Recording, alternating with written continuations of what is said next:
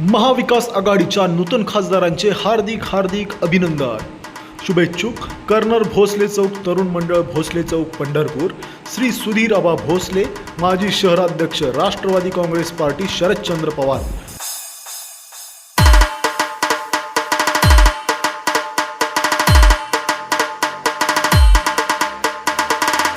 महाविकास आघाडीतून आमचा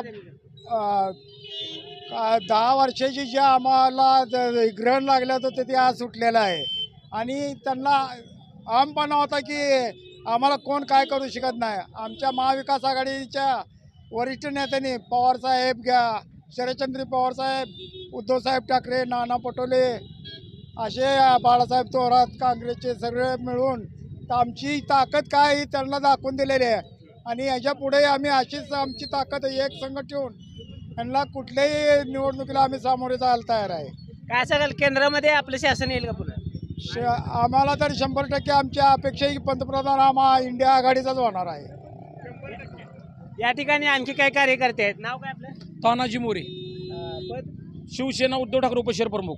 काय सांगाल, ठाकरे साहेबांना आमचा पक्ष चोरला, आमचं पक्ष चिन्ह चोरलं म्हणले, तुम्ही मोदीच्या चिन्हावर तुम्ही निवडून आला, पण आता आम्ही दाखवून दिलं की आम्ही मातोश्रीचे एक निष्ठा आमचे ठाकरे जिथं म्हणतील तिकडे आमचं मत आहे। आता इथून पुढच्या निवडणुका आम्ही महाविकास आघाडी एक गट्टा मिळून लढणार, जो कुठलाही उमेदवार येऊ द्या त्याच्या पाठीमागे आम्ही ठामपणे उभा राहणार आहे। काँग्रेसचं कोण आहे? मी संतोष बंडगर, धनगर समाज शहराध्यक्ष। ज्या फडणवीस साहेबांनी ज्यावेळेस आम्हाला आरक्षण देतो म्हणून बारामतीत फसवलं, परत मराठा समाजाला फसवलं, मुस्लिम समाजाला फसवलं, लिंगायत समाजाला फसवलं, त्याचा आज परतफेड सर्व समाजांनी आणि सर्वसामान्य जनतेने जी महागाई केली त्याचा रोष त्यांना आज दाखवून दिलेला आहे आणि फडणवीसांना देखील फसवलं आहे। विधानसभेत ही संख्या तुम्हाला ह्याच्या तिप्पट बघायला मिळेल आणि हाच विजय असा ह्याचा तिपटीने त्यावेळेस असेल आणि मी सर्वसामान्याकडनं सर्व महाराष्ट्राच्या जनतेला अभिनंदन करतो।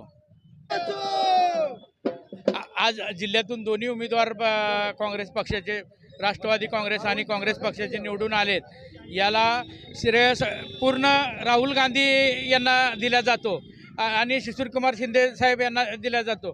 देशामध्ये आणि सोलापूर जिल्ह्यामध्ये राहुल गांधी जिल्ह्यामध्ये आल्यामुळं त्याचा प्रतिसाद काँग्रेस पक्षाला भरपूर मिळाला आणि धैर्यशील दादा यांनासुद्धा त्याचा बेनिफिट मिळाल्यामुळं हे काँग्रेस पक्षाचा विजय झालेला आहे। देशामध्ये पंतप्रधान राहुल गांधीचे व्हावं आणि होतीलच असं माझ्या वतीनं त्यांना शुभेच्छा देतो की राहुल गांधी पंतप्रधान व्हावं।